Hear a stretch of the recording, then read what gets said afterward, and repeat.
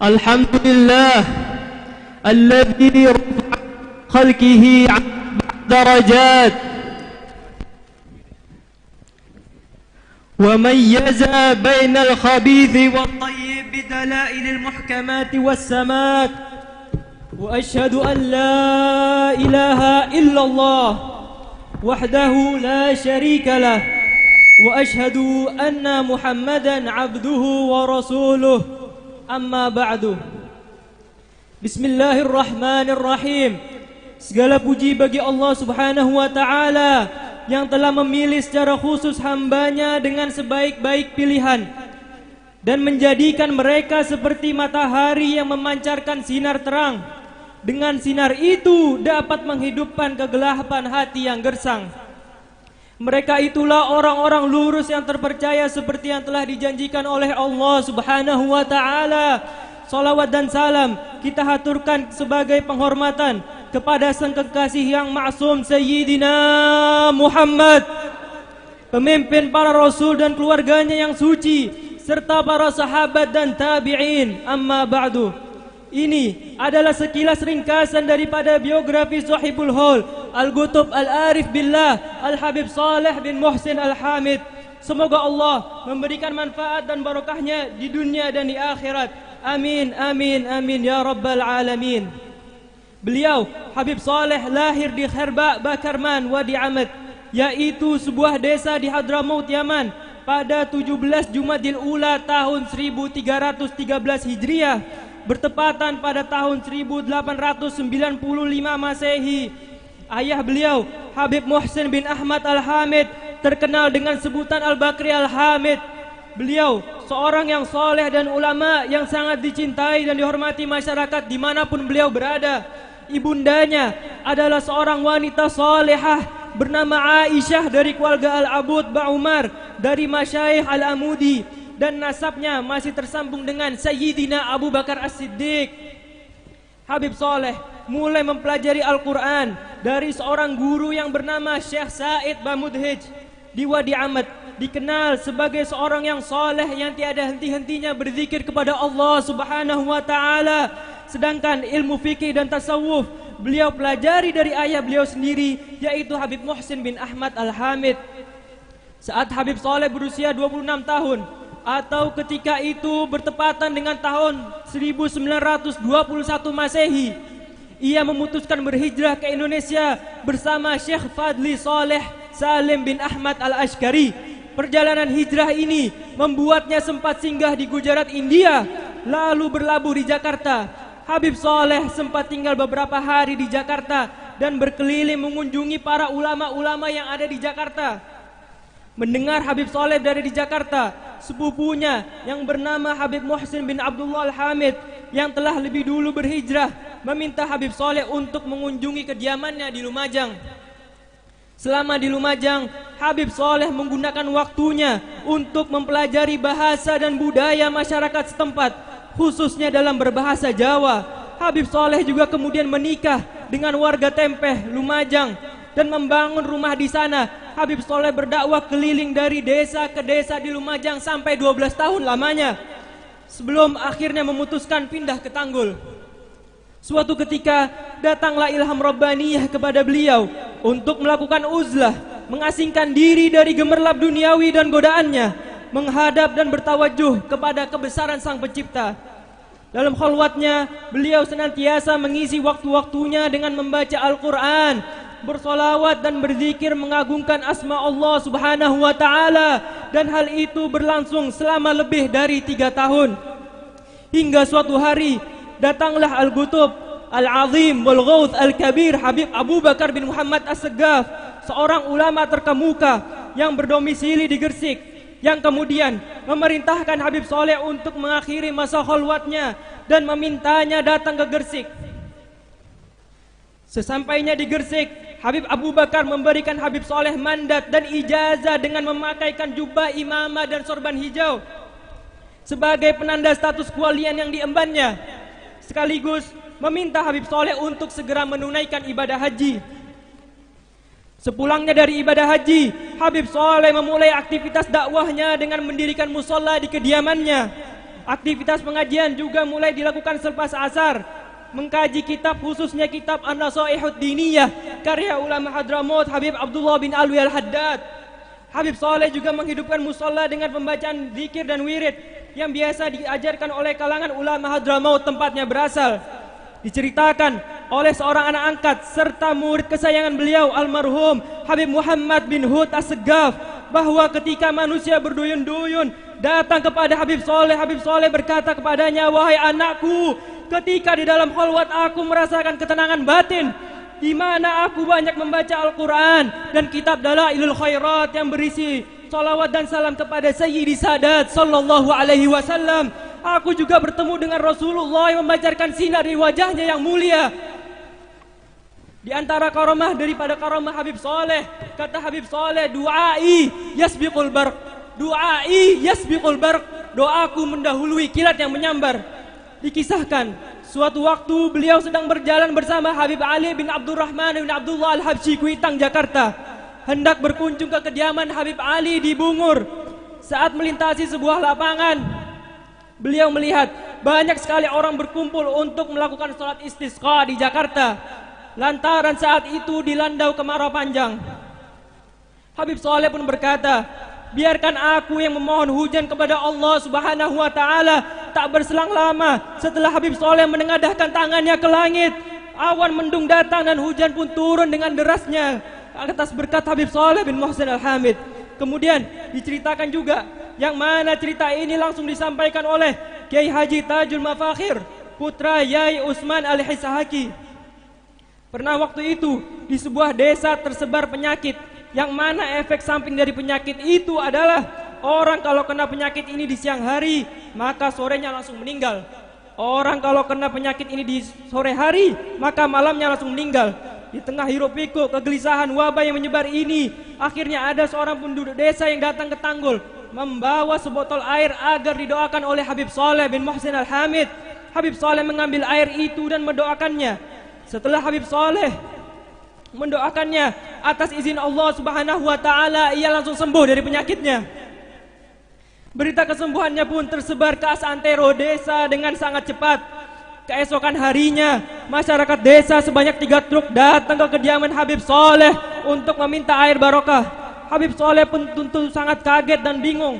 Ada apa tiba-tiba kerumunan orang sebanyak 3 truk, 3 mobil besar datang ke rumah Habib Saleh.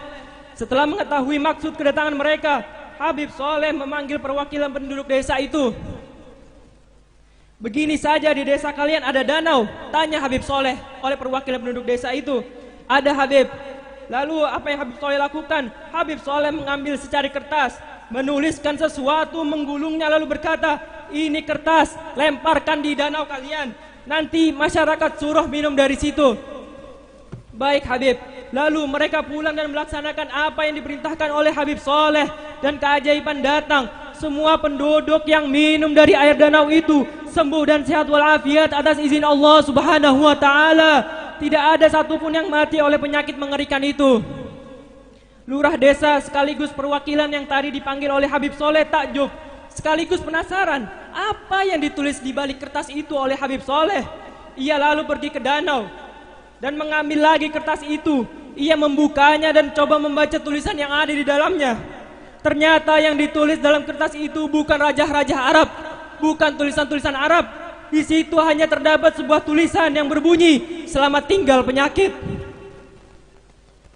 Begitulah para kekasih Allah, mereka memperoleh apa yang mereka kehendaki di sisi Allah Subhanahu wa taala. Lahum ma yasha'una 'inda rabbihim, dzalika jazaa'ul muhsinin. Kemudian di cerita lain, ada orang kaya di Surabaya yang memiliki anak yang tidak dapat berbicara atau gagu. Sudah berobat ke Jepang, Singapura dan lain-lain, tetapi tidak sembuh-sembuh. Namun orang ini dikenal benci kepada golongan habaib. Karena sudah lelah mengobati anaknya tapi tak ada hasil. Tiba-tiba kawannya menyarankan untuk mendatangi Habib Saleh, mohon doa agar anaknya diberikan kesembuhan oleh Allah Subhanahu wa taala. Di kediaman Habib Saleh, sang bapak segera mengatakan hajatnya. Kemudian Habib Saleh berkata kepada anak tersebut, "Ya walad, hai anak laki-laki, tirulah suara ayam berkoroyok." Maka sang anak menirukan suara ayam berkorok. berkuruyuk. Lalu Habib Saleh berkata lagi, ya walad, tirulah suara ayam berkuruyuk. Anak itu menirukan lagi suara ayam berkuruyuk. Seketika anak itu langsung bisa berbicara layaknya seperti anak kecil lainnya. Betapa gembiranya sang ayah melihat anaknya sembuh dengan izin Allah Subhanahu wa taala berkat wasilah Habib Saleh bin Muhsin Al-Hamid. Diceritakan juga yang mana cerita ini datang dari keponakan Habib Saleh, yaitu almarhum Habib Muhammad bin Abu Bakar Al-Hamid. Beliau pernah bertanya langsung kepada Habib Saleh tentang bagaimana antum bisa meminum air daripada telaga Syekh Abu Bakar bin Salim. Lalu Habib Saleh mengatakan, pada suatu hari aku ini sedang dalam keadaan haus di kamarku. Tiba-tiba aku melihat di dalam kamarku ada sebuah telaga yang kemudian itu aku diperintahkan oleh seseorang yang tidak aku kenal sebelumnya untuk meminum air dari telaga tersebut.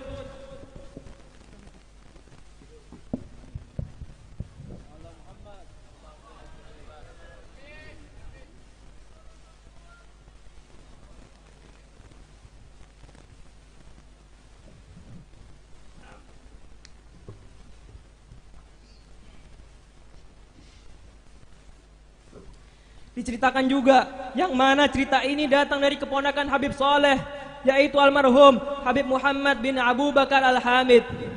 Beliau pernah bertanya langsung kepada Habib Saleh tentang bagaimana antum bisa meminum air daripada telaga Syekh Abu Bakar bin Salim. Lalu Habib Saleh mengatakan, pada suatu hari aku ini sedang dalam keadaan haus di kamarku. Tiba-tiba aku melihat di dalam kamarku ada sebuah telaga, yang kemudian telaga itu aku diperintahkan oleh seseorang yang tidak aku kenal sebelumnya untuk meminum air dari telaga tersebut.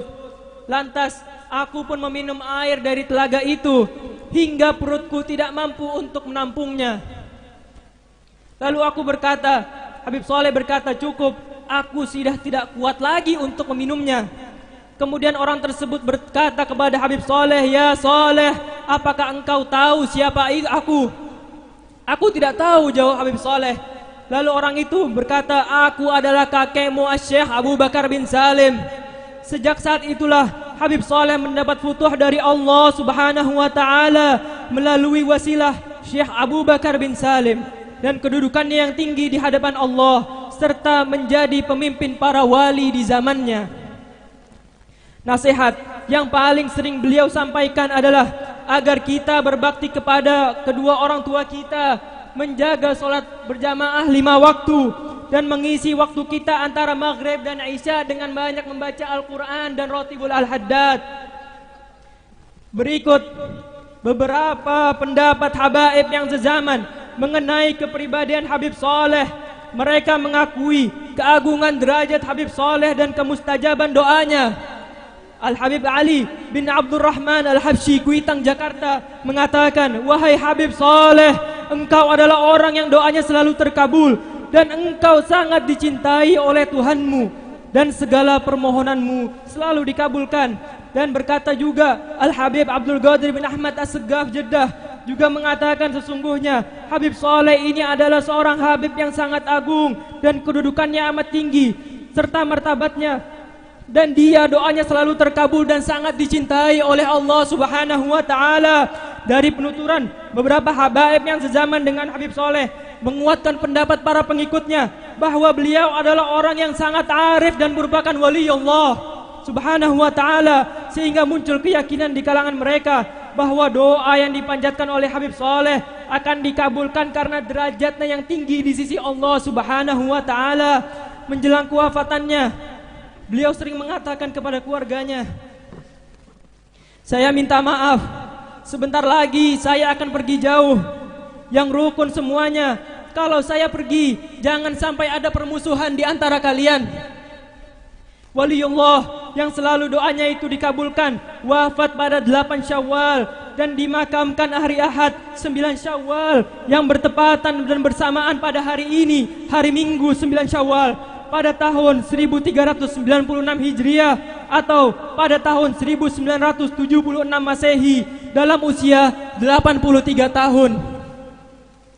Pasca kewafatan beliau, Al-Imam Al-Ghutub Al-Arif Billah Al-Habib Abdul Qadir bin Ahmad As-Segaf Jeddah mengatakan, Habib Saleh telah meninggalkan kita di saat kita sangat membutuhkan doanya, sangat membutuhkan bimbingannya dan perhatiannya. Namun Allah Subhanahu wa taala telah berkehendak lain. Allah Subhanahu wa taala telah memilihkan kenikmatan abadi di sisinya bersama penghulu seluruh manusia, yaitu Rasulullah sallallahu alaihi wasallam. Demikianlah ringkasan daripada biografi Al-Habib Saleh bin Muhsin Al-Hamid. Semoga Allah memberikan kita keberkahannya fid dunya wal akhirah. Rabbana anfa'na bi barakatihim wahdinal husna bi hurmatihim wa amitna fi tariqatihim wa mu'afatin minal fitani.